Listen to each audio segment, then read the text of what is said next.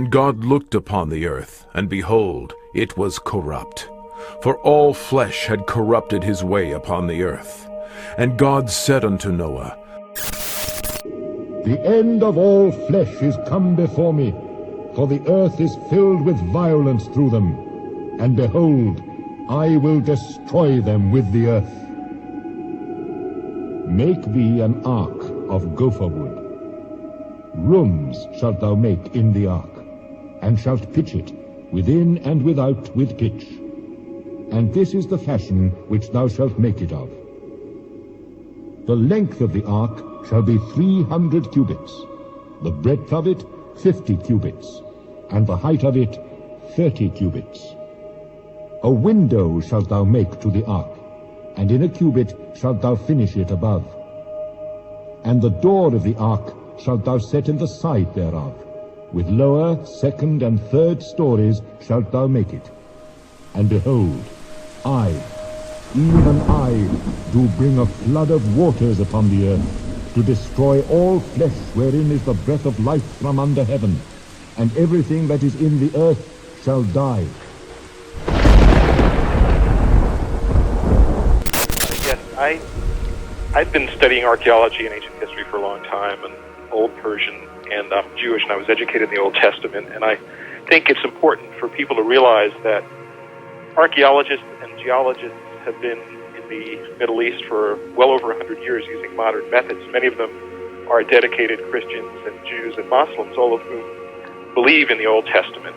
And the reason why none of them think that Noah's Ark could be on Mount Ararat is because, from what we know of modern science, it would take Mount Ararat being, 13,000, 14,000 feet, it would take such a huge flood to place an ark there that the flood would leave signs all over, virtually all over the Middle East. And there are no signs whatsoever of such a huge flood. There are small local floods in, Sumer and Eridu and Kish and places like that, but virtually no signs, no geological signs of a flood. Mr. Wyatt?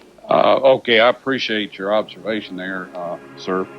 Now, we will have to agree with you on the fact that this boat could not be on Ararat for many reasons. It's a post-flood volcano. There's glaciers with the associated glacier flow, and the Bible specifies that the ark landed in mountains, plural, of Urartu, and that was quite a large empire out there. And so it is not on Mount Ararat. It's 12 miles to the south on a place called Mount Masr, or Mountain of Pain, or something to that extent. Now, as to your worldwide evidences of a flood, I will disagree with you there, sir. There is evidence of worldwide flood because of marine fossils at the Cretaceous level. Everything, and that's a roughly average of 7,000 feet around the globe. And everything above that is obviously upthrusted material. And so when you say that these people all agree, I have to agree that the predominance of people in this type of research say this. But sadly, they are quoting the textbooks that they studied in school, and they have not done field archaeology on this, or they would not say that. On June 20th, 1987, in the mountains of Ararat, Turkey officially recognized the discovery of Noah's Ark. Located on a mountainside about 15 miles south of the volcanic Mount Ararat, the remains of the massive ship were dedicated during a special ceremony. Guest of honor was Ron Wyatt, due to his 10 years of research at the site.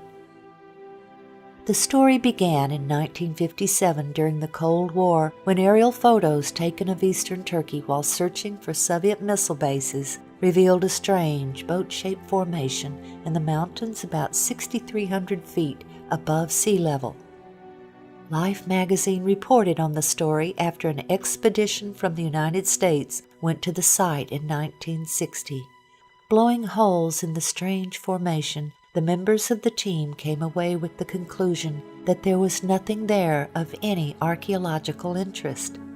Ron Wyatt, like many others, read the story, but he was of the opinion that the site needed further exploration.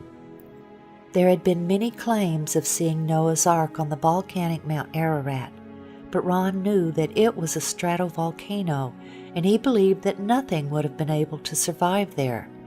He noted the biblical account of the location of the ark. And the ark rested in the 7th month, on the 17th day of the month, upon the mountains of Ararat. On Ron Wyatt's first trip to the region in 1977, he didn't know where to begin searching, and he only had 3 days in the area. We were looking at all these mountains we were going through, and Dad realized, he's like, guys, you see how rugged this place is? He said, do you know that we have no clue as to what direction to look in once we get there? And we're like, yeah, because we didn't have the map coordinates. We had nothing except the picture in the book and, you know, the area of where it was around Mount Ararat that it was taken. And so we were becoming real skeptical on whether we were going to get to see anything this trip. And then once we got off the train, we hired a cab to take us in to Dugobazit, the town close to Mount Ararat. And while we were driving, it was at night, and Dad said, guys, he quoted the scripture, and so Dad said we should all say a prayer that God help us know which way to look. And we basically all three just said a separate prayer, bowed our heads and said a separate prayer in the car silently. And just a few minutes later, the car died, and everything went off. The headlights, the engine shut off, everything. So he had to immediately pull over because it was night and you couldn't see. And so he got up under the hood and looked, and he couldn't find anything wrong, didn't know what was wrong with it. And he just goes like this. He couldn't speak much English, so he just goes, you know. And he sits back down in the car and tries it, and it starts back up. Well, during that time, Dad said, hey, you know, we just got done saying that prayer, and then the car died. He said, just in case that was God's answering our prayer, let's pile up a big pile of rocks here on the side of the road to mark where this car stopped. Okay. So we did it, and then the car started back up, and we hopped back in and went on down the road, and it did it again. Everything, lights and everything shut off again. And we're like, oh man, you know. And Dad said, well, you know, let's pile up another pile of rocks here. And so we did that, and then sat there a few minutes, and the car started right back up again. And just went a few more miles, and it did it again the third time. And by then, my dad was a little skeptical. Even he said, well, guys, I think the car's probably just messed up. Yeah. He said, but just in case, let's pile up another big pile of rocks here, just in case this is something, you know. And so we all figured, well, yeah, the car's just breaking down. And so then after that, the car started right back up, and we drove on into town and got our hotel room. Yeah, and then, no trouble. Yeah, I got the hotel room. Then the next day, I guess we got a cab, and he took us out. It was somebody from the village around there. He was our guide, actually, and he took us out, and we found the pile of rocks, the first pile, and I guess we went to the first pile. Yeah. We had 3 piles there.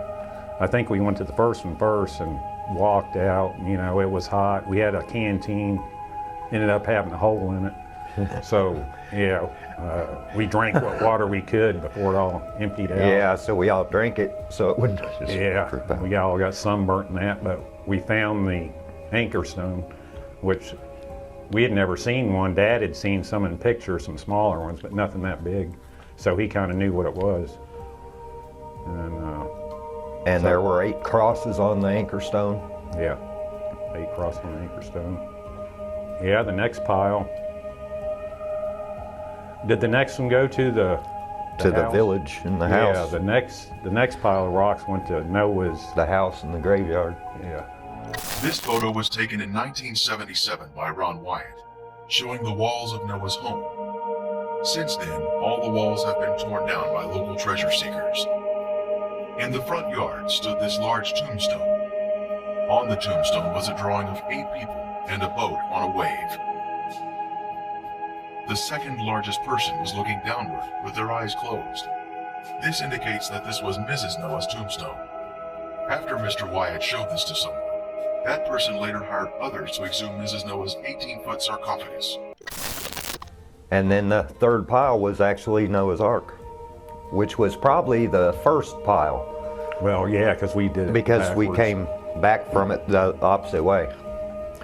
And it was amazing because I had never in my life said a prayer and had an answer that definite, that quick, just knowing full well that, I Of mean, course, that night we thought Gave it you was just the goosebumps. car breaking down, but the next day when we walked out and found that, we knew that it was, because like I say, it was, the countryside was so rough, barren, we couldn't have found that. there was no way in the world we could have found it. We didn't even know to go to the right or left side of the road, or no idea. And So we pulled up on walked the side. straight out to them. But the factor that captured his interest the most was the length given in the Life magazine story, 500 feet. Most people were looking for a 437-foot Noah's Ark based on the Hebrew cubit, but Ron again went to the Bible to learn more. And Moses was learned in all the wisdom of the Egyptians. Moses was the author of the Genesis account of the flood. He would have known the cubit of the Egyptians. The Hebrew cubit didn't come into existence until there was a Hebrew nation after Moses' death. The Encyclopedia Britannica stated, "The Egyptian cubit is generally recognized as having been the most ubiquitous or universal standard of linear measurement in the very ancient world. The royal cubit equals 20.62 inches. This would mean Noah's Ark was much longer than 437 feet. 17 years after the Life magazine article, Ron finally made the journey to Turkey. When he saw the boat-shaped object, he saw that it looked just like it did in 1960, and he knew he would need permission to excavate in order to learn anything about what was beneath the surface. So he returned home and enlisted a number of friends to help him pray for an earthquake to reveal more. In late 1978, he learned of an earthquake in eastern Turkey and returned in August of 1979. When he arrived, he was overwhelmed by what he saw. The earthquake had dropped the soil around the object, and a large crack extended the entire length. He could see what looked to him like the remains of decayed rib timbers along the now exposed sides. Also, he was able to measure the depth of the debris and measure the length. It was 515 feet, or exactly 300 Royal Egyptian cubits. He was now convinced. He carefully combed the surface, looking for evidence that it was a shipwreck. He saw what he believed were petrified structures of an ancient ship whose deck had collapsed. He saw what looked like deck joists and deck support timbers. In 1984, Ron met and became friends with Colonel Jim Irwin, the former astronaut. Colonel Irwin was searching for Noah's Ark on Mount Ararat, but he was very gracious and was interested in seeing the boat-shaped site. Ron had brought a metal detector to the site to see if there was a pattern of metal readings. In the presence of Colonel Irwin and others on his team, Ron employed the detectors. He found distinct metal lines down the entire length of the object, while no metal readings were obtained just outside of it. Ron asked Colonel Irwin, who had impressive scientific community connections, if he could have the strange specimen tested. Colonel Irwin sent the specimen to Los Alamos National Labs, where geophysicist John Baumgartner performed the analysis. The results of that analysis captured Dr. Baumgartner's interest. The specimen contained manganese, also titanium and aluminum, among others, and these were not in the form found in nature. Due to the sophistication of the metals, he questioned whether a missile had crashed on the mountainside and Ron had found the remains. The exciting evidences of the metal lines and the analysis of the specimens brought two new researchers into the work. Dr. Baumgartner and David Fasold, a marine salvage expert who knew all about ships and their construction. They both joined the team. Keep walking. Do you want a measuring tape to measure these things, how far apart they are? Dr. Baumgartner and Ron scanned the entire site with 3 different types of metal detectors. Placing rocks at each metal reading, they then attached tapes to show the lines. While Turkish scientists and archaeologists did their own research, Ron and his associates continued their work. The next step was subsurface interface radar. There's the longitudinal bulkheads. You ought to see them popping out, Ron. Yeah, there they are. Here. There's Yeah. another one. There's the keel line right there. Yeah.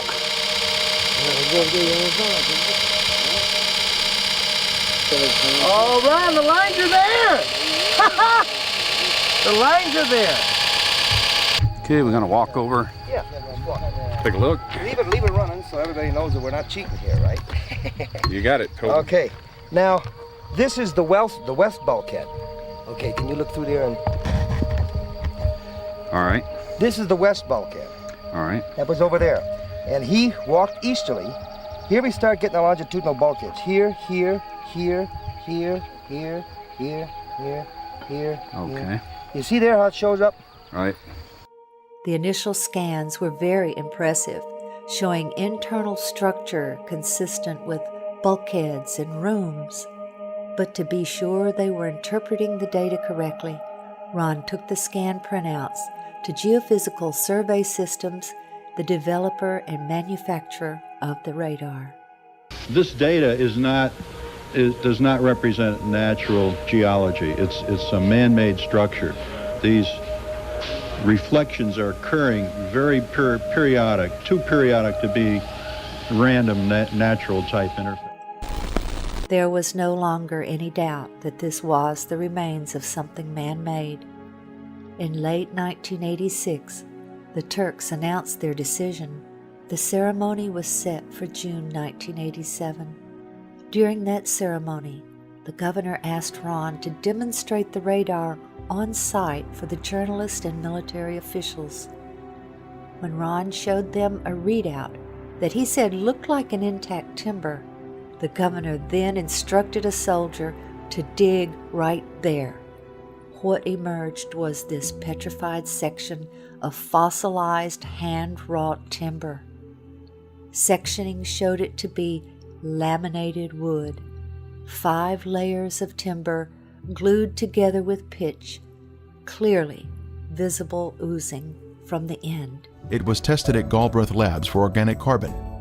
The level of organic carbon was extremely high, thus proving this object was once living matter, consistent with wood.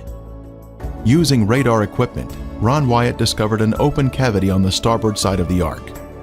Utilizing a core drilling technique, he was able to gain access to the interior of the Ark. Stunning evidence was pulled from the belly of the ship. Using an improvised long rake device, petrified animal dung was extracted from the hull. Next, cat hair was also pulled from the cavity. Then, a petrified antler was extracted. These are all items that one would expect to find in the bottom of the Ark. The Bible tells us the antediluvians were skilled in metalworking. Tubal-Cain, an instructor of every craftsman in bronze and iron. This large metal rivet, or metal washer around a metal rod, was found by Ron Wyatt when he had taken a tour group to the site in 1991. The center rod had been struck while it was hot, causing it to flare out, holding the washer in place. Test results showed that it contained 8% aluminum metal. Aluminum metal is man-made, thus proving the site to be man-made. When the Ark Discovery International team was at the Ark site, They used a metal detector to locate metal fittings on the ark. This is a crescent-shaped piece of metal that had been a circular washer in its better days and was found near the bow on the port side. A portion of it tested at Galbraith Labs in Tennessee, and the results were stunning. It was 8% aluminum metal, just as Ron White's test had revealed. The test additionally showed a small amount of titanium metal that is also man-made. The Ark Discovery team continued its analysis at the site and located another fitting on the starboard side. A portion of it was sent to Galbraith Labs for testing, and again, there were incredible results. It contained 8% aluminum metal, 1.3% titanium metal, plus 3.8% magnesium metal, all indicative of the Ark formation being a man-made structure. The Encyclopedia Britannica tells us, because of its chemical activity, aluminum never occurs in the metallic form in nature. These unique metal components are special markers that were left behind, which prove the site is without a doubt a man-made structure, utilizing high-tech construction techniques consistent with what we should find in Noah's Ark. Modern man didn't discover how to make aluminum metal until around 1900, but the antediluvians had this knowledge in their day. Other metal fittings were found on the port side of the deck. Our metal detector picked up metal readings where a rectangular plate was positioned on a flat plane. This plate originally had 6 rivets. One is still visible on the left side. Now we're going to come to some evidence that I believe is really strong in supporting this area as the site of Noah's Ark. In this area have been found around 30 drogue and anchor stones. As mentioned earlier, these drogue and anchor stones were used as ship stabilizers to better withstand storms and cause drag, so ships weren't driven and tossed on the oceans. Found in this area are around 30 of these drogue and anchor stones. They are found scattered along a path running from west to east.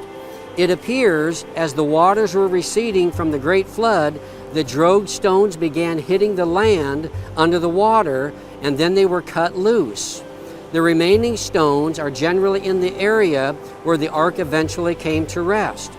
Many of these stones have holes carved in them for connecting ropes from the ark to the stones. Some of the holes have broken over the years in some of the stones. So on the tops of these stones, they had holes in them, and the ropes would go through those holes, and then they were attached to the ark. These drogue stones were continually used in ancient times after the flood and can be found in places like Israel and the Nile River in Egypt. So these drogue stones were something commonly used in ancient ship sailing, and they were used as ballast, they were used as stabilizers to keep the ship stable and to keep it headed into the waves so that it wasn't tossed to and fro on the oceans. These drogue stones are over 200 miles from the closest ocean and about 5,300 feet or 1,615 meters above sea level. They have no business being here other than that a huge ship like the Ark dropped them here. So they're a long ways from any water, and they have no business to be here other than that a large ship dropped them here. The numerous stones discovered near the Drupanar site are the largest ever discovered in the world. This would make sense as the ark was massive in size and would need extra large stones to stabilize it. Many of these stones have crosses carved on them from early Christians visiting this site, and others have crosses that are from the Crusader period from around 1200 AD.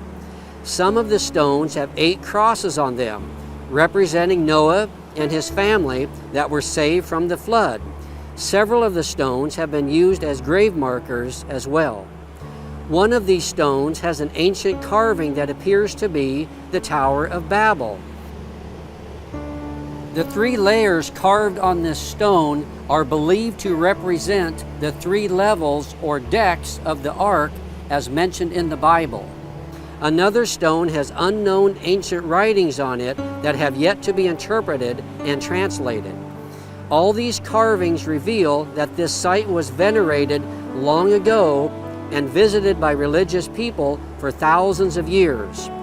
Another large stone is believed to have been used as a sounding stone for measuring the depth of the water under the ark. In 1990, Ron performed what he called a mini excavation, where he took shovels and bent the blades into a giant razor. He and his associates then shaved off a very thin layer from one section, smoothing it to show the color difference between the structure members and the matrix.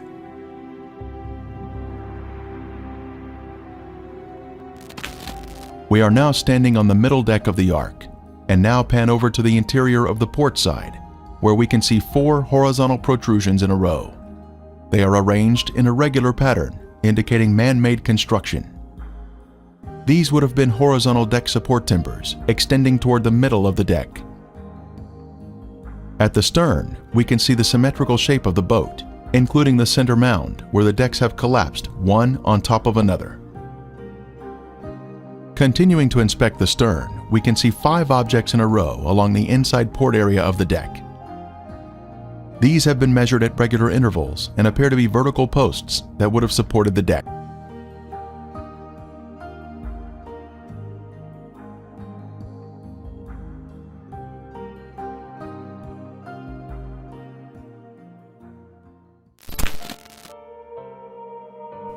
Resistivity imaging is complex and has improved greatly with the advent of more powerful computers and resistivity systems.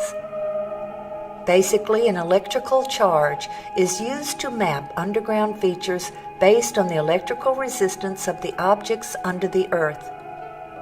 It took several days to complete the scans, and what the 3D images showed was consistent with that of a ship that had suffered a great deal of damage. After all, if it is Noah's Ark, as we all believe, it is the oldest man-made object on Earth and is impaled on a massive outcrop of rock. The scans clearly showed that this was not a natural object, and it looked like a massive shipwreck. Looking at the hull shape in 3 dimensions, the resistivity images showed that the front section, which lies beneath the ground, resembles the form of a ship, which is streamlined and with the shape of a deep hull design. The resistivity values of the material forming the hull are also the same above the ground as they are beneath. This indicates that the same material makes up the entire hull shape and that this material is relatively impermeable to water. It is a hard substance which has retained its shape. Around the edge of the site are features which Ron believed to be the ribs of the ship.